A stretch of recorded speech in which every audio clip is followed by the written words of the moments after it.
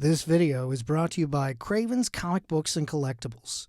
Check out their weekly live show, auction, and sale at facebook.com/cravenscomics every Sunday night at 9 p.m. Eastern. And you can check out their inventory at cravenscomics.com. Craven's Comics, for the comics you crave. Please welcome to the program, Sarah Podemski. Hello. Hello, how are you this evening? I'm good. I'm good. I'm happy that it was sunny and not snowing today. That was great. That's always, you got to look at the small victories, and the fact that it was sunny. Very, very, very good deal. Definitely. Yeah. So, of course, you are a recurring character on Resident Alien that's airing on Sci-Fi and CTV Sci-Fi right now. Alan Tudyk as an unlikely alien disguised as a simple doctor. You're kind of the voice of reason for one of the main characters. You're Kayla, who's of course Asta's cousin on the show, correct? Yeah. Yeah. So with this story, the first thing I want to know is, before we get into the actual show, is, have you yourself ever found yourself in a position where you're at a high school party unknowingly? No. It was so funny too when like you read the script and you're like, oh, this is funny. And then when we got there and we shot it and those kids walked on and they look like they're 12 years old. It was so shocking and so funny for us to see for the first time, like, oh, they're playing this like really, really young. And it kind of just all kind of came together. And then watching the episode, it just looks so ridiculous. No, totally. Well, that's the thing. Yeah, I find anybody under the age of 20 looks like they're 12 to me. Yeah. So, isn't that the truth? You know, I'm walking down the street and I'm like going, oh, look at all these little kids. And then they walk into high school or what. I'm like, oh my God, what is going on here? I have no concept. Like every year that I get older, I feel like I have no concept of how old people are, especially young people. Yeah, no, it's I remember when I was younger thinking, oh, all these people look so much older than me. Yeah. Right. And that, I felt like, that's why I had to grow facial hair, because I was so I looked so young. I was so, caught up in that. And now I look at it's the exact reverse. I'm just like, everybody is 6 years old to me. Everybody. Yeah. I see a 25-year-old and be like, you can drive? Like, what the hell? It's so true. Sometimes I see people driving and I think, oh my God, that person looks not old enough to drive. And then I realize I don't even know what that looks like. I don't even know what that looks like anymore, because I feel like I look really young as an adult and I must have looked absolutely ridiculous driving as a 16-year-old. Yeah, no, totally. Oh man. Now with the show Resident Alien, it's a fun, it's a very fun sitcom kind of ensemble story here. And, it kind of, oddly enough, it reminds me of Northern Exposure a little bit. I've heard that reference before. Yeah. So what for you, as a regular on the series, what for you do you think is the best quality of this series? I think the thing that was so surprising when I saw the show was how first of all, they get away with some insane things, like this idea that he's trying to kill this child. Like in no other show could you write that and it be acceptable, like his obsession with killing this young boy. So, but it works. And then on top of that, you have this real, like, gentle, authentic, look into the human condition from his perspective. And you have these really sweet moments between these characters. And then you have Alan who like, his character, the way he plays his character is so insane. So you have all these really crazy things that you would find in different shows, all in this one package, which makes it so surprising and lovely and funny on a level that like you don't get to see often. Yeah. Right. I'm curious, like when, like, as you mentioned, working with Alan, especially with such a crazy character, like being around that, and everybody else on the show is relatively normal. Yeah. There are some oddballs, obviously. But with a character that Alan's playing, like that type of character, when he's being Harry the alien, as it were, and compared to who he really is, like, how much of a shocking shift was that when you guys are on set and you're seeing that, like, and he's, I'm gonna murder this child, and and it's all in fun, and then you just come back and he's just like, hey guys, how you doing, like. I mean, it's always an adjustment when you work with really, super, like he stayed. There was like a few times where in between takes, you can see that he has to kind of stay a bit quiet to like remain in that space. So it's interesting to see that also too, observing like what an incredible performance it is and seeing how he has to navigate going in and out of that, because it does take a lot out of you to kind of, build that kind of character. But yeah, it is weird to talk to him and interact and then see this like completely different. He's like in human form, but he's acting like an alien. Like there's these things this like exercise that we do in like acting class, like when we're kids, that it says, to walk into a space and treat everything like you've never seen it before, like you're an alien. And it's literally like he's doing that all the time. And it's amazing to see that commitment and how it works like so well. And he's so brilliant. So for you then, like seeing that on, like for him, but for your performance, like, is there times where you're looking at it and you're like going, oh, I'm only playing human here. Like I don't have to put on the makeup. I don't have to do the weird things, like, cause it's such a diametrically opposed kind of character compared to who you are. Yeah. I'm very grateful for that. I don't like all that. I like not having to have a full mask of prosthetics on. But I think the funnest part was my reaction in certain things, because there was a lot of improv, and all of these actors kind of bring something really new to each take. And the fun part for me was being able to react really honestly every time something came out of their mouth for the first time. So it's great as an actor to say, oh, I didn't really have to react that much, because it was working with Alan. Every take is a little different.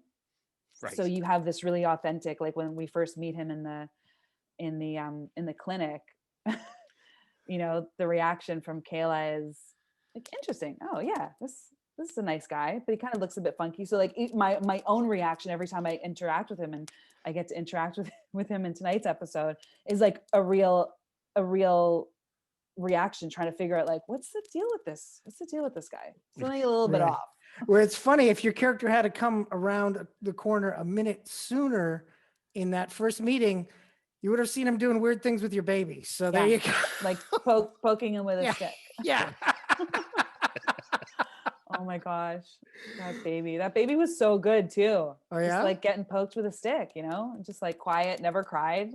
It's like, it totally worked. It was super cute when we saw it. Well, because baby he went was full like method. an alien. He was like an alien. It was all new to him. So there you go.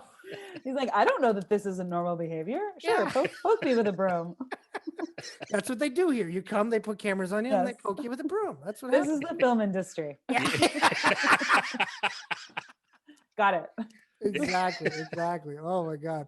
Well, yeah, no, Resident Alien is a really fun series, but of course you're gonna be popping up on another series very soon that is Coroner. And I saw a tweet from you when the series started airing here in Canada that said the latest season started airing in Canada. That you said, other than the intense fear and anxiety shooting in Toronto during the pandemic and being maskless with strangers, this was an incredible experience. So how was your time on the set of Coroner? It was really strange.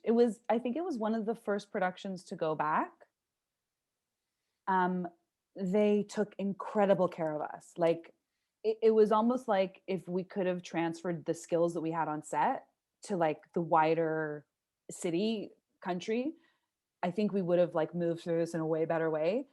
It was just the care and the thought, and people really took it seriously. You don't want to be that jerk who comes to set and gives everyone COVID. So like you have to be really thoughtful. And even for me too, like I made sure that I didn't, even people like my immediate family that I had been seeing before then, I just had to make sure to really not see anybody while I was working. but it was strange. It was really strange because there's, the culture of being on set is very social. In between takes, you're talking with the actors, you're discussing things, like there's, a real intimacy to it. And it's just like, that was really gone. So you sit there, and then in between takes, you're all wearing your masks, and you might be able to like have a few conversations about certain things. But there was a lot of anxiety when I would go to set, and I would just be like, I hope this isn't the day that like I get COVID from set. And then when you're working, you kind of get lost in it, because you're getting lost in a scene, and it feels normal for a second because you're not masked with the other actors. Right. And then it's like masks on, and everyone puts their masks on, and then everyone's like, back to this weird, like it's like another dimension. And then you go back, and so it was really, Everybody goes into warrior pose and puts up a crucifix. Yes, totally. And like everyone kind of like steps away from each other, and like everyone, the makeup comes and reaches like, to take something, or like it was really surreal. And then I noticed that when I stopped shooting and I was able to be home, that like it was like I took a deep breath. I exhaled, and I was like, okay, that's over. And because I live outside of Toronto too, so it was like the drive in and this, and like everything was locked down. So it was a really surreal thing to be able to go back to work and feel like it was working, and we all were, following the rules, and they managed to do the whole show without, I don't believe they had to shut down at all. But yeah, it was intense. And I feel like my adrenal glands had like a really good workout, just, being like, is today the day? No. Okay. And then like a few days after, just making sure that I didn't have any symptoms, because Toronto was like really bad at the time. And yeah, the actors are the only people that are taking their masks off to be, with 60 to 100 people that I don't know. So it was crazy. I can only imagine how like, to your point, like, about being stressed out, it's like how that would play on you, like day in and day out. And like you enjoy doing your job, and, and that's fantastic. And you get to do these great things and play these different characters that are not yourself and do all these wonderful things. But then to think about, is this the day I'm going to get sick? And then maybe this is I get sick and then I die. Like, it's like, that's a lot of additional stress that most actors prior to the pandemic never had to, like yourself, never had to deal with. And now I think about it, I'm like, oh man, I think I'd rather be like a doctor or a nurse or something, because at least you're prepared for it. Yeah, there's less pressure there. Totally. You definitely know what you're getting into in that. Yeah, that's really what it comes down to. Like, obviously it's a more dangerous job. Like, we all know that, but at least you knew what the stress going into those jobs are. Like, to become an actor, and then all of a sudden now, like you said, like you have to think about your safety, your family's safety, your friends, and your coworkers. Like, that's a lot of extra things to worry about, not including remembering your lines, showing up on set, doing makeup, like. Yeah, on top of that. Yeah, I was so afraid that I was going to be the one that brought it in. Like, I think of the fears of like either catching it or not catching it. There were the fear of like me being the one to shut production down was like, I think my biggest fear. Right. Yeah. Nobody wants to be patient zero. Definitely. No, definitely not. So, and it just, every day, just, there's like a huge budget on the line. Yeah, no, exactly. No, totally. Time is money. Definitely. My God. You're not bringing down the stress level. I'm feeling stressed now. You've been talking about this. And No, it's over. We're all safe in our homes, James. It's okay. It's okay. You're okay. But even like my sister's in Albuquerque, New Mexico, shooting something. She actually, her episode of Coroner is on tonight. So I am coming in as she leaves. There was like a joke that like there always has to be a Podemski on this show. So her, so it's kind of like we're moving, but she's in Albuquerque shooting something, and it's really, there's just like a level of trying to enjoy and be grateful that you have work. We're always just grateful when we're able to, book a job. But definitely the pandemic has just given this extra layer of, are you going to be the one to shut the show down, or are you not going to be the one to shut the show down? Like, be careful. Oh, my God. Now, you brought up the fact that, of course, your sister's also involved in the entertainment industry. And you guys have put together, I know your sister Jennifer put together the Shine Network, which you're also a Yeah. big part of. Tell me more about that initiative. Yeah. It's kind of, um, we wanted to give a platform for Indigenous female voices and perspectives, which is, really underrepresented. We represent, less than 0.4% of, any content that's happening in the media. So Wow. we really wanted to create a safe space where we can bring mentorships, programming, and resources to just such an underrepresented community.